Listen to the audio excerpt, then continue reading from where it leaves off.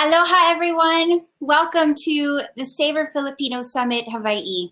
Today, we're going to be together for a little bit over 2 hours, and we're going to be chatting about the state of Filipino food and beverage and the food business in general. We want to welcome all of our esteemed guests and speakers, and of course, most importantly, all of our attendees from all over the world, and even all over the United States. I'm just realizing right now that we're not only separated by time zones, but also by weather. As a matter of fact, I literally just checked. It's 22 degrees in New York, 55 out here in Oakland, and 77 in Honolulu. So wherever you are, I hope that you guys are snug, that you have a beverage with you, and that you enjoy the rest of today's conference. We're going to get started. Our first speaker is the president of the Filipino Food Movement. She's a senior vice president at Bank of America Global Leasing, where she is the highest ranking Filipina. She is also a public member to the Board of Trustees of the State Bar of California and the chairperson of the Campaign for Filipino Initiative, for Filipino Children, which is an initiative of the Apple Diab Foundation International. Please welcome our dear friend, Sonia Delen.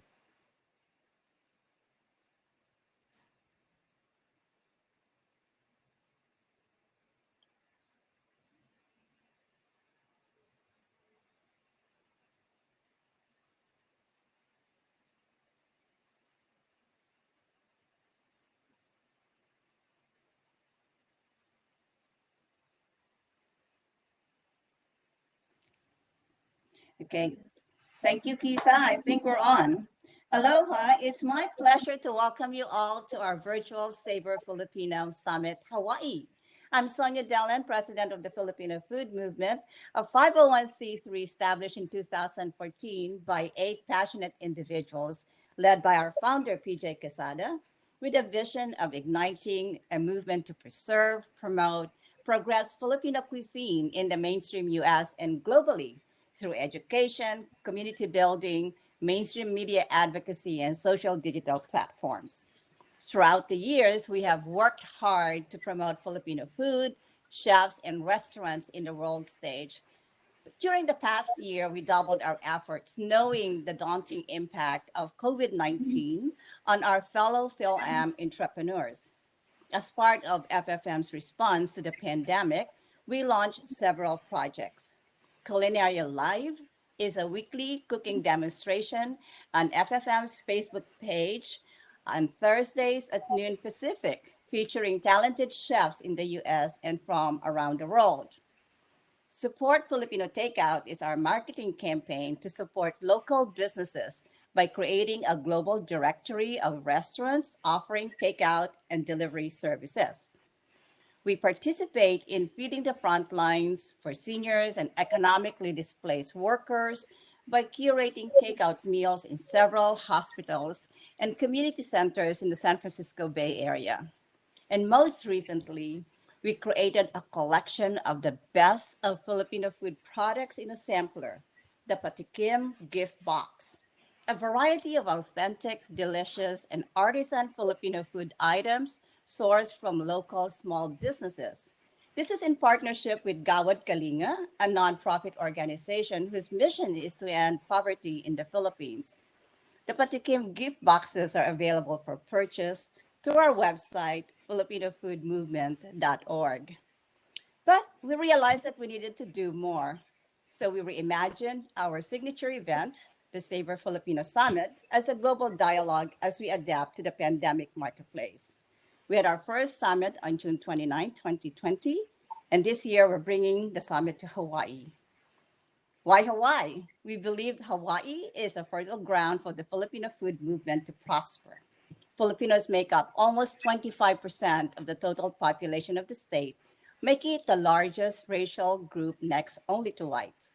We have Filipino American chefs have also risen up the ladder. We have Chef Joe Derla, Isabel Toland, Abby Ferrer, Ron de Guzman, Randy Bangloy, and many more.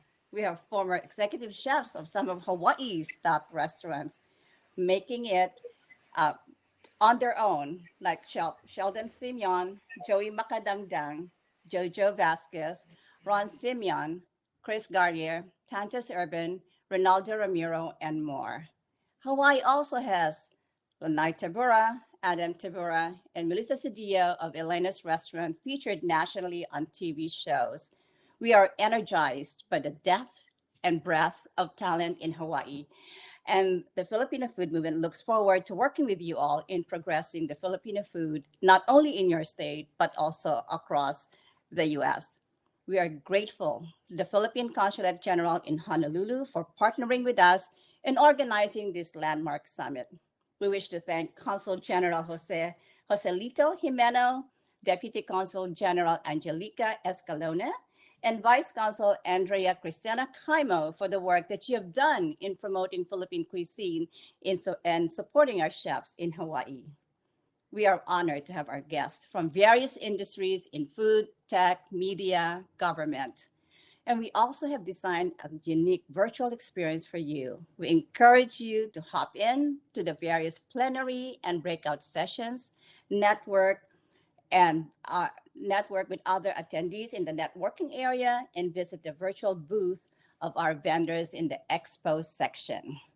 So I would like to thank our sponsors, IQ Global Endeavors, Ramar Foods for and for our gift donors, Tuk Tuk Box and East West Marketing.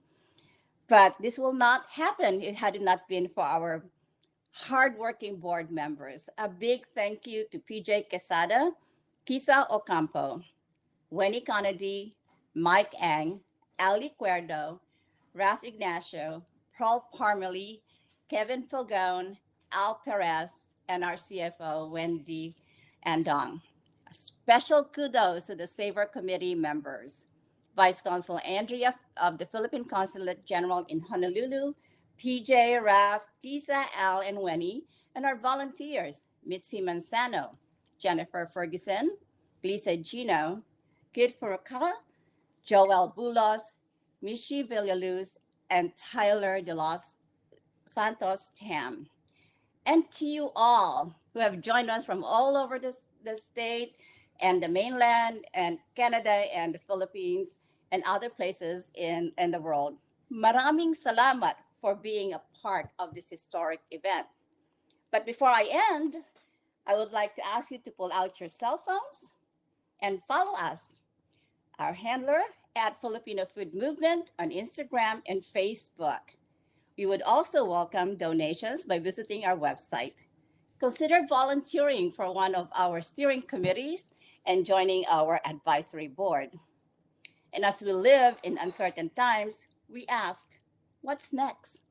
One thing is for sure.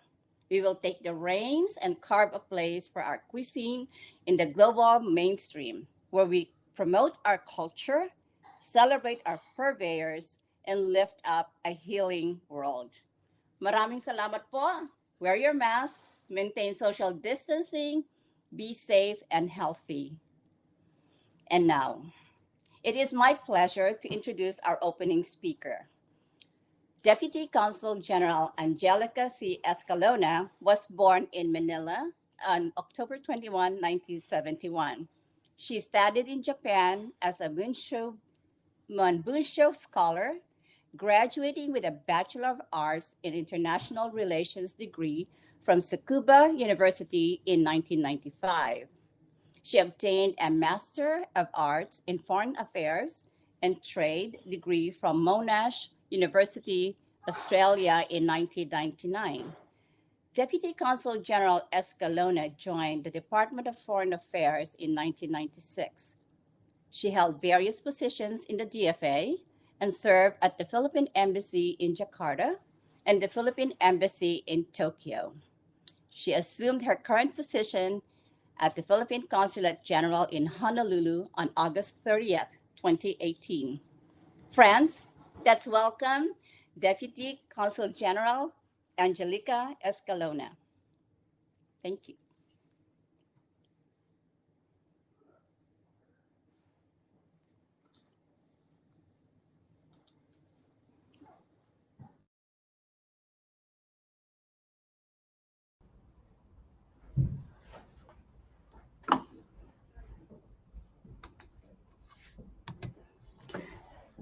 Thank you, Sonia. Aloha and warm welcome to the Savor Filipino Summit, Hawaii. Hawaii's culinary landscape reflects the diverse food history of the peoples who settled in these islands. It blends the cuisines of Polynesia, the West, China, Japan, Korea, Portugal, and of course, the Philippines. More than a century has passed since Filipinos first migrated to Hawaii. Filipinos have made their mark in these islands, and Filipino cuisine has become an integral part of the local food scene. Pinoy dishes such as pancit, adobo, and lumpia are familiar and well-loved. Over the years, the local food scene has become more vibrant. Chefs like Roy Yamaguchi, Alan Wong, and Sam Choi led the way in developing what is known as the Hawaii regional cuisine, a style of cooking which makes use of locally grown ingredients and is a fusion of ethnic culinary influences. In recent years, we have seen a steady growth in the number of Filipino-run restaurants in Hawaii, as well as a rise in the number of Filipino chefs at the helm of top restaurants. This is an exciting trend not just in Oahu, but also in the other islands. Furthermore, despite the devastating effects of the COVID-19 pandemic, we have seen Filipino stakeholders in the food industry find ways to pivot and adapt. We therefore hope that this event will inspire you to find new ways to feature Filipino cuisine and to pursue more collaborations with stakeholders in the food industry in Hawaii under the current environment. At this point, I wish to thank the Filipino food movement for partnering with us on this event. We truly appreciate the work the Filipino food movement is doing in promoting Filipino cuisine in the United States and in other parts of the world. Thank you to all our speakers for sharing your passion for Filipino cuisine with us. And of course, a big mahalo to our keynote speaker, Mr. Eddie Flores of L&L Hawaiian Barbecue, for agreeing to inspire us with your success story. In closing, I wish to invite you to two food-related events that the Philippine Consulate is organizing this year. The first is a free 5-part online course entitled Pinoy Food Stories, Evolution of Philippine Cuisine. This event is co-organized by Mamacita Foundation and the University of Hawaii Center for Philippine Studies. It will be held every Friday from February 12 to March 12, 2021. The second is the Filipino Food Week 2021 edition, which is tentatively scheduled in September. We will again have restaurants here offering Filipino food specials for one whole week. So please contact the Philippine Consulate's Economic and Cultural section to learn more about these events and how you can participate. Thank you everyone for joining us today. On behalf of the Philippine Consulate General in Honolulu, maraming salamat po.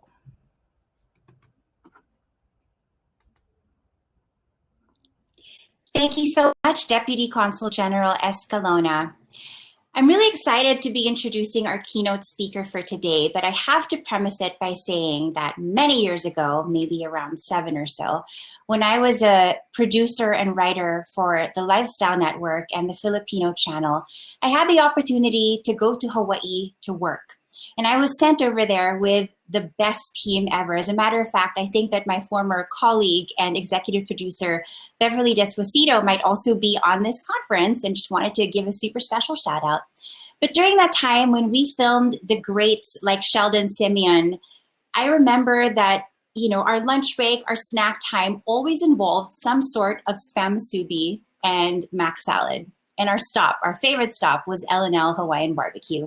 So you can imagine that, even months and years later, as we came back to California, that being able to see L&L Hawaiian Barbecue in many cities across the United States really just kind of inspired a sense of pride, knowing that not only were we as a team able to create an Emmy Award nominated series featuring Hawaii, but that L&L Barbecue was something that was a reminder that no matter where we went around the country, we would always see a piece of the islands that was inspired by a Filipino entrepreneur. Eddie Flores Jr. is the founder of L&L Drive-In and L&L Hawaiian Barbecue. Eddie received his bachelor's degree from the University of Hawaii at Manoa, where he attended the Schindler College of Business. He received his master's degree from the University of Oklahoma. As an active member of the community, Eddie helped create and build the Filipino Community Center of Hawaii. His success has led him to win numerous awards. Most recently, it was the National Restaurant Association's Faces of Diversity Award. Ladies and gentlemen, please help me welcome Eddie Flores Jr. Aloha. Anyway, I just want to say thank you very much for inviting me here today. It is such a great honor. Before I do anything, I just want to briefly talk about L&L Hawaiian Barbecue, because some of you folks from the Philippines or from the mainland may not know what L&L Hawaiian Barbecue is. Way back, it used to be called L&L Drive-In.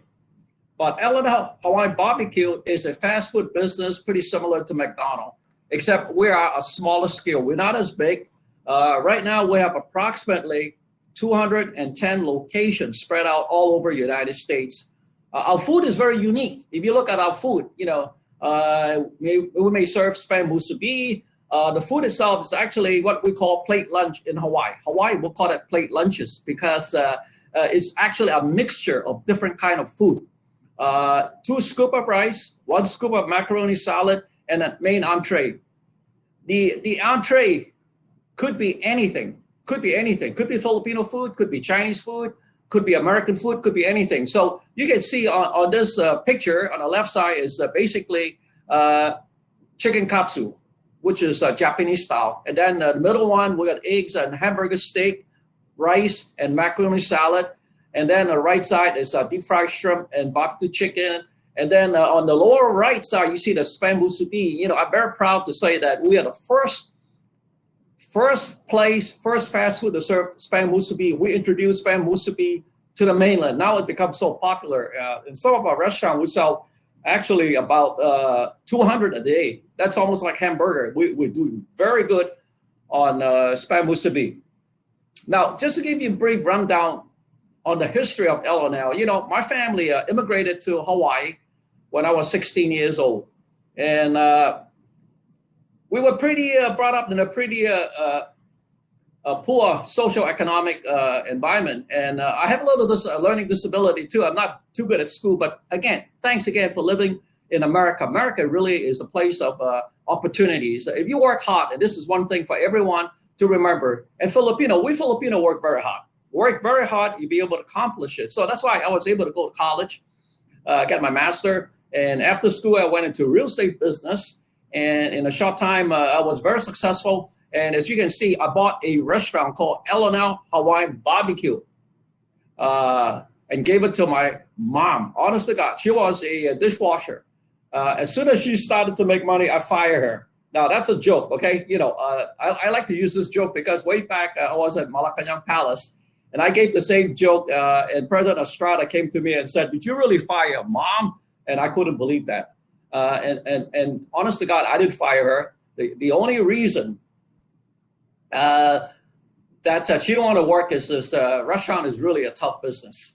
It's really a tough business and restaurant business. So if you want to go to a restaurant, it's really long hours. You got to work very, very hard, and it's very difficult. My mom didn't want to do it, so I took over and I got myself a partner, a good friend of mine by the name of Johnson Cam, and he ran the operation, and I stay in the real estate business. But in 1990, I decided to move into the restaurant business because I'm a little tired of real estate. And we expanded close to 50 restaurants in less than 10 years in Hawaii. Can you imagine Hawaii is a 1 million population? We got 50 restaurants. It's almost like one restaurant in every other corner. In 1999, about 2000, we expanded in the mainland. At that time, everybody told us it's not going to work, and we didn't listen to them. So we went to the mainland, and today we have 210 restaurants all over the mainland, and we're very proud of that because if you look, the Entrepreneur magazine named us as the #1 Asian franchise, #1 Asian franchise in the United States. So we're very proud of that because very few Filipino run a very successful restaurant. And here we are, we're running a restaurant that's being rated as #1 as an Asian franchise. So if you need more information, you can always go into our website, which is HawaiianBarbecue.com. Very simple, HawaiianBarbecue.com, and you can find all the information. But what is the reason why we're so successful now? There are a number of reasons. First, I think the food is very important. Our food, we serve a lot of food. It's delicious. In Hawaiian, we call that ono, very delicious. The second reason is we take care of our franchisee. We treat them just like a family, just like a Philippine family. You got a problem, we'll take care of you. And the third reason, which is very important for us, is we let them do anything they want. So if they want to serve Filipino food, we don't care. As long as they follow our fixed menu, if they want to serve anything else, so be it, as long as they can make money. So that is one of the three reasons now that we are so successful in our operation. And during the pandemic, a lot of restaurants closed. But actually, last year, we opened additional 15 restaurants. This is unheard of in the restaurant industry. We opened 15 more restaurants. This year, we expect to open another 10 to 20 more. The reason we can do good is because more of the restaurant that they have to close for us, a fast food business, our sales increase in takeout and also increase in the delivery. So that's why we're doing so well. And I think my time is almost up. They told me 10 minutes. And if you need more information about L&L or know more about what we do, you can look into our website, okay? HawaiianBarbecue.com. HawaiianBarbecue.com. If you want to know about the franchise information, you can always talk to Josie at llhawaii.com. Josie at llhawaii.com. At this time, I just want to say thank you very much. Mahalo and salamat po. That's it. Aloha. Now I can go to the beach. Thank you It's so sunny much. out there, I'm telling you. Thank you so much, Eddie. Actually, right now, I'm going to introduce the chairman of our board and the founder of Filipino Food Movement, PJ Quesada. Hi, Tito Eddie. Aloha. It's nice to see you again. Thank you very much for sharing your time with us. We wanted to set aside a special moment today to recognize some of your efforts, pretty much all of your efforts, as a matter of fact. We began the Filipino Food Movement in 2014, and this is going to be the first time that we are going to be creating an award that is just for the movers and shakers within the Filipino Food Movement. These are really the people whose lives and work have been dedicated to advancing the proud presence of Filipino food in the mainstream through business, advocacy, and of course, culinary art. So if you take a look at our logo, the Filipino Food Movement is based on the sari manok. And of course, manok is the chicken, or dinner, depending on what's on your menu tonight. But the sari manok is a mythological bird. And it's usually depicted with very colorful plumage, dormant on its head, and there's always a catch in its beak, usually fish. And of course, this is a symbol of good fortune and prosperity. And sari means, or sari, like the sari store, it does mean variety or many. But colloquially, especially when talking about the sari manok, this really means the one you choose. This is the fighter that you bet on. And I can definitely say that Tito Eddie, with all of your work at L&L, we want to give you this Sari Manok Award because you have really bet on Filipino food and Filipino community in order to find your success. And we definitely want to see more of that. And with this award, we're going to be honoring many, many people, but Tito Eddie, you are the first. Your contributions have progressed our cuisine and really promoting our culture. And as one of the standard bearers for our advocacy, we appreciate that you've been fighting and really wagering on Filipino culture and food. And you're helping us win this fight to get Filipino food on the American menu. And we thank you very much for your contribution to all the generations that will follow. I'm very honored to receive this prestigious award. And just one last word is, when you're successful, make sure you give back to your community. And for me, to work with the Filipino community is very important. Some of you haven't been to Hawaii, but if you come to Hawaii, you can look at our Filipino Community Center, which is the biggest community center in the world. I say even bigger than those in the Philippines. So we're very proud of that. So always remember, when you make good, give back to your community. And that's the number one rule for me. For those of you that do visit Honolulu, make sure you visit the Philcom in Waipahu. And after you do that, you can go to the outlet stores right down the corner. Go to L&L.